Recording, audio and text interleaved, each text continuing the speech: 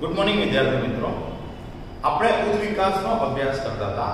ઉદ્વિકાસની અંદર ઉદ્વિકાસ સમજાવવા માટેના ડાર્વિનના સિદ્ધાંત, લેમાર્કનો સિદ્ધાંત અને જે વિકૃતિવાદનો ધ વ્રીસનો સિદ્ધાંત હતો એ આપણે પૂરો કર્યો. હવે આપણે હાર્ડી વિનબર્ગ જે છે આ હાર્ડી અને વિનબર્ગ દ્વારા જનીન આવૃત્તિ માટે સમજાવવામાં આવેલ સિદ્ધાંતનો અભ્યાસ કરવાનો છે. પહેલી વસ્તુ કે આને આપણે બે ભાગમાં ભણીશું. આજે આપણે હાર્ડી વિનબર્ગ સિદ્ધાંત અને એનું પ્રાયોગિક પ્રયોજન, એની સાથે પરીક્ષામાં કઈ રીતે આમાંથી એમસીક્યુ પૂછાય નીટની એક્ઝામમાં એ આપણે જોઈશું. અને આના પછીના લેક્ચરમાં એટલે કે બીજા ભાગમાં હાર્ડી વિનબર્ગનો પહેલો ભાગ આજે ભણીશું. બીજા ભાગની અંદર આપણે હાર્ડી અને વિનબર્ગના સિદ્ધાંતનું મહત્વ તેમજ હાર્ડી અને વિનબર્ગના સિદ્ધાંતને અસર કરતા પરિબળો જે છે એનો અભ્યાસ કરીશું. હવે સમજો, ટફ લેંગ્વેજ છે, બુકની અંદર લેંગ્વેજ ટફ છે, પણ એને સરળતાથી સમજાઈ શકીએ એવો આપણો પ્રયત્ન રહેશે. તો સમજો, આપણે હાર્ડી વિનબર્ગના સિદ્ધાંતની વાત કરીએ તો અહીંયા સૌથી પહેલા તમારે એક શબ્દ સમજવો રહ્યો, જનીન સેતુ કે જનીન પુલ. જનીન પુલ અથવા જીન પુલ પણ કહેવાય અથવા એને જનીન સેતુ પણ કહેવાય. તો સમજો, કોઈ આ એક આઇસલેન્ડ છે, કોઈ વિસ્તાર છે, આ વિસ્તારમાં જેટલા પણ સજીવો વસવાટ કરતા હોય, બરાબર, આ બધા સજીવોના જનીનનો સરવાળો એને જનીન પુલ તરીકે ઓળખવામાં આવે. આ ખાસ રાખજો, એક વિસ્તારમાં જેટલા પણ સજીવો વસવાટ કરતા હોય તેમના બધા જ જનીનોનો કુલ સરવાળો એને જનીન પુલ કહેવાય અથવા તો એને આપણે જનીન સેતુ કહી શકીએ. એને આપણે જનીન સેતુ તરીકે ઓળખી શકીએ છીએ. હવે સમજો, હાર્ડી વિનબર્ગનો સિદ્ધાંત જે છે એની અંદર આપેલ વસ્તીમાં આપણે વૈકલ્પિક કારકોની આવૃત્તિ શોધી શકીએ છીએ. વૈકલ્પિક કારક તમારા માટે નવું નથી. જેમ કે આપણે આગળ આનો વિસ્તાર આપણે ઊંચાઈ, તો ઊંચાઈ માટે બે કારકો હતા, એક હતું કેપિટલ ટી અને એક હતું સ્મોલ ટી. કેપિટલ ટી વધુ ઊંચાઈ માટે, સ્મોલ ટી ઓછી ઊંચાઈ માટે. આ એકબીજાના એલએલ કહેવાય. એલએલ મતલબ શું? વૈકલ્પિક કારકો, જનીન કારક બધું એક જ છે. જો જનીન, જીન, કારક, કાય આ બધાનો અર્થ એક જ થાય.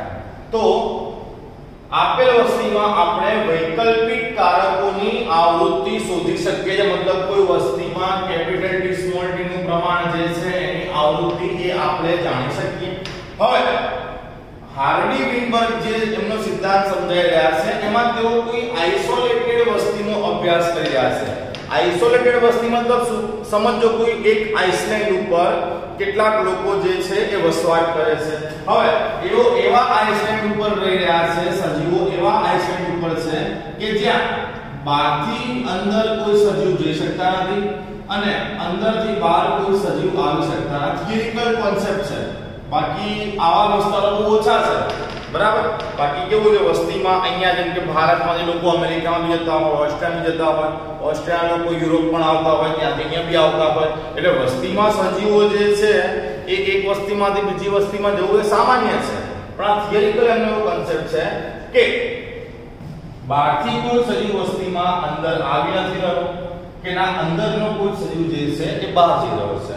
ટૂંકમાં આઇસોલેટેડ વસ્તી છે, એકલી રહેતી વસ્તી. મતલબ કોઈ ટાપુ ઉપર આપણે કહી દઈએ કે ટાપુ છે એવું કે જ્યાં અમુક લોકો વસવાટ કરે છે.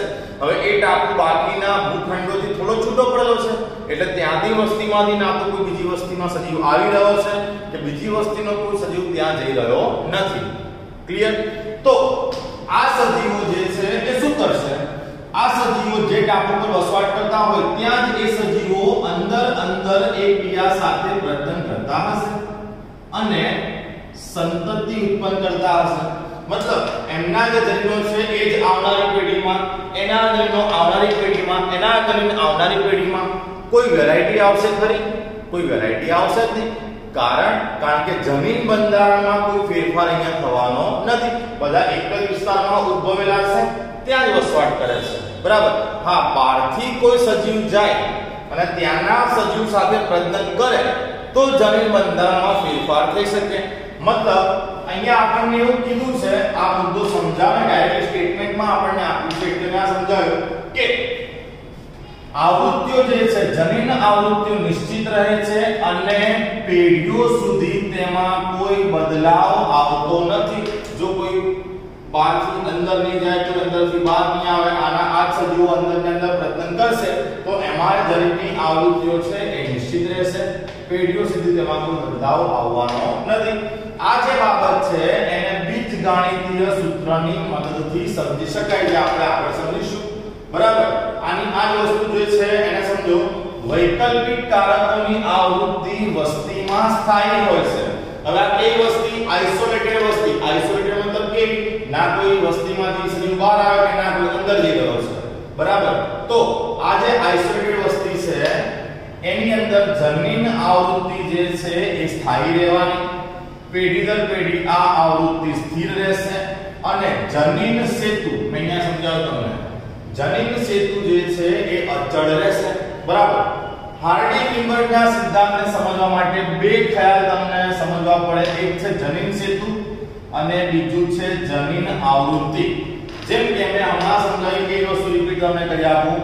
કોઈ એક વસ્તીમાં જેટલા પણ સજીવો હાજર હોય, કોઈ એક વસ્તીમાં જેટલા પણ સજીવો હાજર હોય આ બધા જ સજીવો જે છે એમના જનીનોના કુલ સરવાળાને જનીન સેતુ કહે છે. કોઈ એક વસ્તીમાં હાજર સજીવો જે છે એમના જનીનોના કુલ સરવાળાને જનીન સેતુ એટલે કે જીન કુલ તરીકે ઓળખવામાં આવે. અને બીજું, માન લો કે આ વસ્તી છે, આમાં બે પ્રકારના લોકો છે, કેપિટલ ટી એટલે ઊંચા લોકો, સ્મોલ ટી નીચા લોકો. બરાબર, અને એક બંધારણ મને કેપિટલ ટી સ્મોલ ટી. બરાબર, મતલબ કેપિટલ ટી તો ઊંચા લોકો જોવાના, capital T small T B ઊંચા લોકો હોવાના. આવું આપણે આનુવંશિકતામાં ભણ્યા છે. અને સ્મોલ ટી એટલે નીચા લોકો હોવાના. તો આ વસ્તીમાં બે પ્રકારના સ્વરૂપ લક્ષણ છે, ઊંચા લોકો અને નીચા લોકો. અને જનીન બંધારણ ત્રણ પ્રકારના છે, કેપિટલ ટી સ્મોલ ટી અને સ્મોલ ટી. જે લોકોને આનુવંશિકતામાં એક સંકરણ વાળો કન્સેપ્ટ ક્લિયર નથી એના માં જતું રહેશે. એટલે એક સંકરણ જે છે જેને ખબર પડી હશે એ આ વસ્તુ સમજશે કે એક વસ્તીની અંદર બે જ પ્રકારના લોકો છે, ઊંચા લોકો નીચા લોકો. હું એક્ઝામ્પલ આપી રહ્યો છું, પણ એમની જનીન બંધારણ જે છે એ ત્રણ પ્રકારનું છે. ઊંચા લોકોમાં કેપિટલ ટી અને કેપિટલ ટી સ્મોલ ટી બે પ્રકારના બંધારણ છે. નીચા લોકોમાં સ્મોલ ટી છે. આ એમની જનીન આવૃત્તિ કહેવાય. કેપિટલ ટી નું પ્રમાણ, સ્મોલ ટી નું પ્રમાણ, કેપિટલ ટી સ્મોલ ટી નું પ્રમાણ એને જનીન આવૃત્તિ તરીકે ઓળખવામાં આવે. તમને યાદ હોય ને તો એક સંક્રમણ રેશિયો મળે તો આપણને 1:1. કેપિટલ ટી સ્મોલ ટી અને સ્મોલ ટી કદાચ યાદ આવે તો આ થઈ જનીન આવૃત્તિ. મતલબ વસ્તીમાં જે સજીવો રહેલા હોય તેમના જનીન પ્રમાણને, વસ્તીમાં જે સજીવો રહેલા હોય તેમના જનીન પ્રમાણને જનીન આવૃત્તિ તરીકે ઓળખવામાં આવે. હવે હાર્ડી-વિનબર્ગ જે સિદ્ધાંત છે એને પ્રેક્ટિકલી સમજીએ તો આપણને આપ્યું છે કે કોઈ હેમસ્ટર વસ્તીમાં, હેમસ્ટર જે છે ને એ ઉંદર જેવું નાનું પ્રાણી આવે, ઉંદર જેવું દેખાતું હોય, એને ઘણા લોકો પાલતુ પ્રાણી તરીકે બી રાખતા હોય છે. તો આ હેમસ્ટરની કોઈ એક વસ્તી છે જેમાં જેમ અહીંયા તમે કેપિટલ ટી સ્મોલ ટી વૈકલ્પિક કારકો છે, એમ અહીંયા વસ્તીમાં કેપિટલ M અને સ્મોલ m વૈકલ્પિક કારકો છે. ઓકે, કેપિટલ M અને સ્મોલ m વૈકલ્પિક કારકો છે. હવે વસ્તીની અંદર m ની આવૃત્તિ ને આપણે p કહી દઈએ, m ની આવૃત્તિ p એ 50% છે અને સ્મોલ m ની આવૃત્તિ q એ પણ 50% છે. બરાબર, તો આપણે એમની આવૃત્તિ જે છે મતલબ કે જનીન પ્રમાણ જે છે એ આપણે શોધવાનું છે કે એમનું જનીન પ્રમાણ શું હશે. તો યાદ રાખજો, કોઈ પણ વસ્તીમાં વૈકલ્પિક જે કારકો હોય, બરાબર, એમનો સરવાળો હંમેશા 1 થાય. તમે એકની જગ્યા ઉપર 100 10 લઈ શકો છો, પણ બુકની અંદર આપણને આદર્શ આંકડો 1 આપ્યો છે. આપણે 1 જે p + q મતલબ બે જે આ વૈકલ્પિક કારકોનો સરવાળો 1 થાય, આ બે વૈકલ્પિક કારકોનો સરવાળો 1 થાય, ટૂંકમાં એક આંકડો આપ્યો છે એટલે આપણે 1 લઈને ચાલીશું. અહીંયા 100 1000 પણ લઈ શકો, પણ એવું બધું કરવા જવાની કોઈ જરૂર છે નહીં. બરાબર, આપણો ટોપિક સમજવો છે. હવે સમજો, આ બંને આવૃત્તિનો સરવાળો થતો હશે 1. હવે p ની આવૃત્તિ 50% મતલબ તો અડધી થઈ એટલે 0.5. q ની આવૃત્તિ 50% એટલે એ પણ અડધી થઈ ગઈ મતલબ 0.5. ઓકે, હવે આ બંનેની આવૃત્તિ આપણને મળી ગયા પછી વિસ્તરણનું એક સૂત્ર તમે લોકો ભણી ગયા છો, એ આપણે એપ્લાય કરવાનું, p q નો સ્ક્વેર. તો p q નો સ્ક્વેર એટલે શું થાય? p square plus 2pq plus q square. હવે p નું મૂલ્ય હતું 0.5 એટલે 0.5 નો સ્ક્વેર પ્લસ 2 ઇન્ટુ p નું મૂલ્ય 0.5, q નું મૂલ્ય 0.5 પ્લસ q નું મૂલ્ય પણ 0.5 તો 0.5 નો સ્ક્વેર.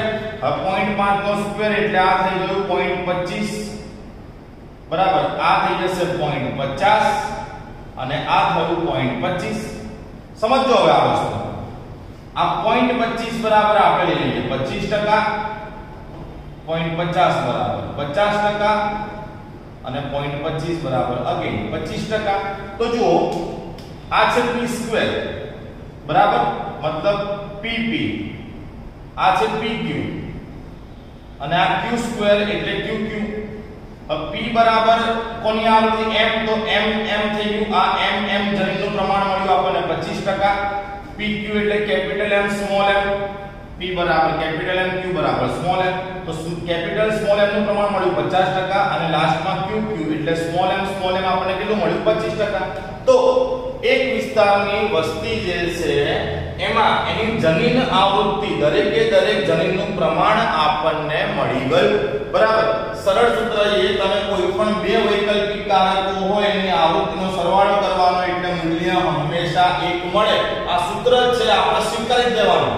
બરાબર, કે p q is always equal to 1 થાય.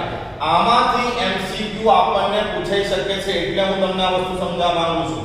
બીજું, હાર્ડી-વિનબર્ગનો સિદ્ધાંત ખૂબ સરળ છે. એ શું કહેવા માંગે છે કે કોઈ એક વસ્તી જે છે એમાં જનીન આવૃત્તિ જે છે એ પેઢીઓ સુધી એમાં બદલાવ નહીં આવે, એ આવૃત્તિ સ્થાયી રહેશે. પણ તમારે એ બી સમજવું કે આ સિદ્ધાંત આઇસોલેટેડ વસ્તી માટે લાગુ પડે, મતલબ કે એવી વસ્તી કે જ્યાં બહારથી કોઈ સજીવ ના તો અંદર આવવાનો છે કે ના અંદરથી કોઈ બહાર જવાનો છે. મતલબ અહીંયા આપણને હાર્ડી-વિનબર્ગે ચોખ્ખું એવું જ કીધું છે કે આવી જે વસ્તીઓ હોય ને એમાં ઉદ્વિકાસ જ ના થાય. ઉદ્વિકાસ કેમ ના થાય? તો ઉદ્વિકાસ થવા માટે ભિન્નતા ઉત્પન્ન થવી જોઈએ. ભિન્નતા ઉત્પન્ન કેમ નહીં થઈ? કારણ કે જનીન બંધારણમાં કોઈ ફેરફાર જ નથી આવ્યો.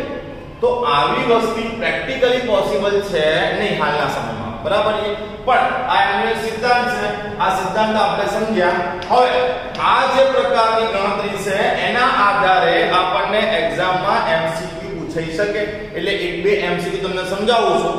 બરાબર, આપણો હાર્ડી-વિનબર્ગનો સિદ્ધાંત જે છે, આ હાર્ડી-વિનબર્ગનો સિદ્ધાંત આવી ગયો અને આ એનું પ્રેક્ટિકલી પ્રયોજન જે છે એ પણ આપણે જોયું. હવે આ બધા આપણે એક બે એક્ઝામ્પલ જોઈએ.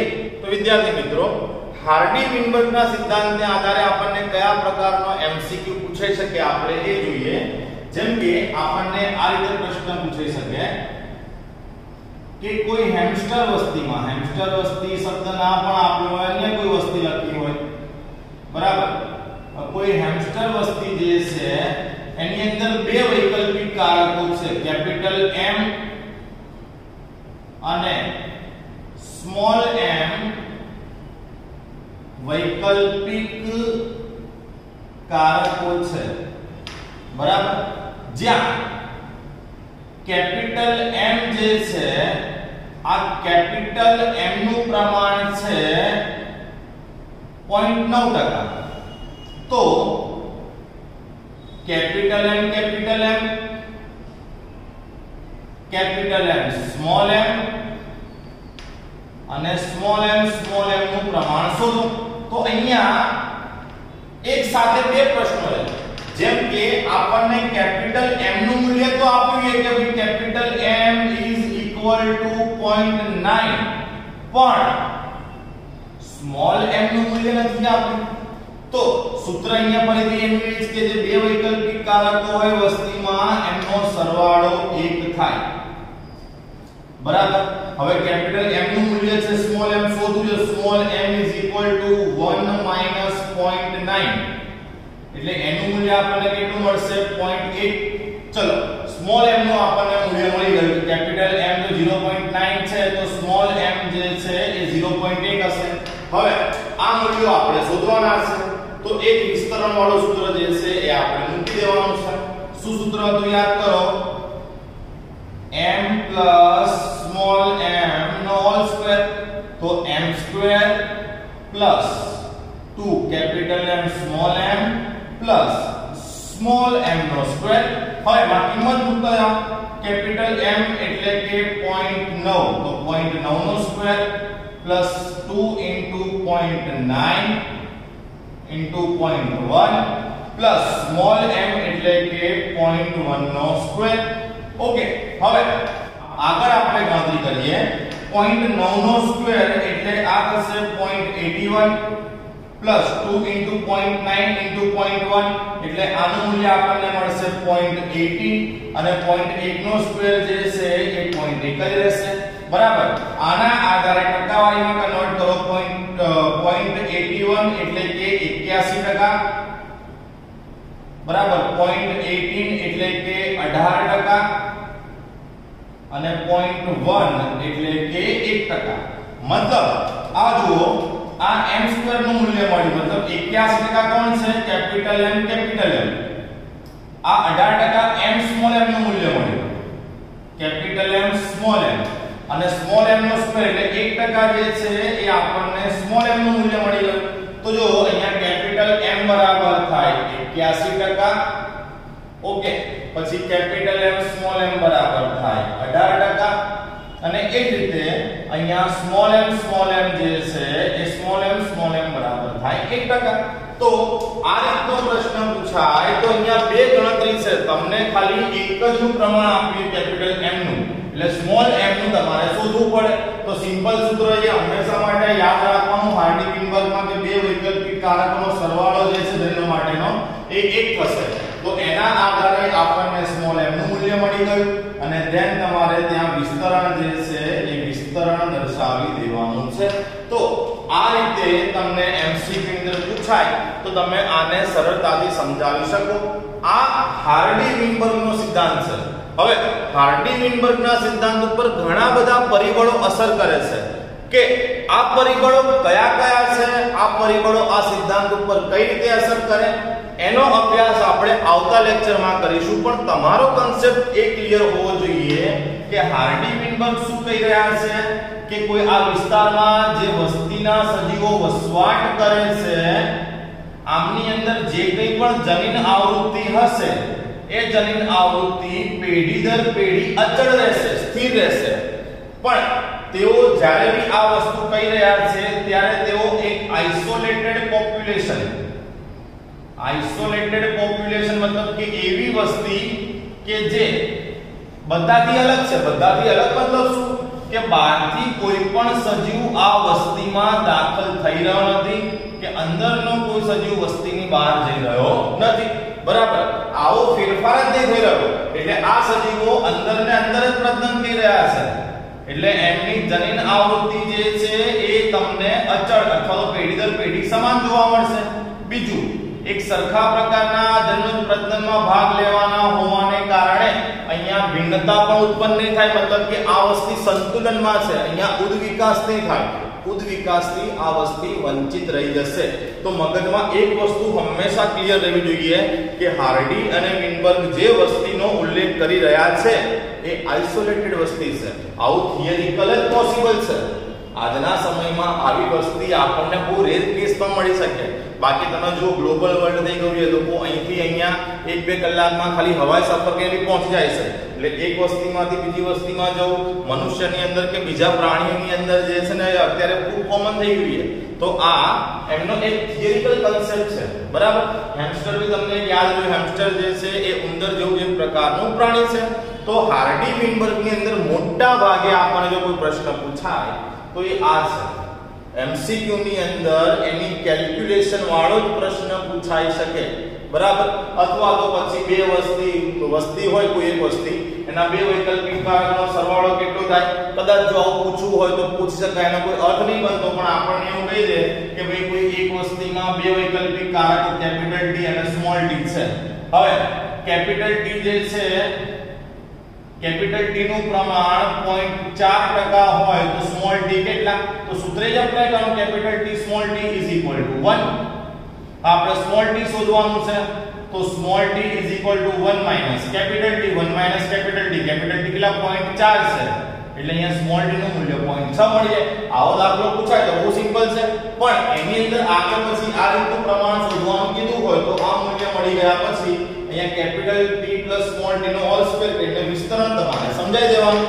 તો આની સાથે આપણે હાર્ડી-વિનબર્ગના સિદ્ધાંતનો પહેલો ભાગ કે જેમાં આપણે સિદ્ધાંત સમજ્યા અને સિદ્ધાંતને આધારે કેટલીક ગાણિતિક રચના કે ગાણિતિક પ્રવૃત્તિઓ જે છે એનો આપણે અભ્યાસ કર્યો. આવનારા લેક્ચરની અંદર આપણે હાર્ડી-વિનબર્ગના સિદ્ધાંત પર અસર કરતા પરિબળો અને એના સિદ્ધાંતના મહત્વની આપણે ચર્ચા કરીશું.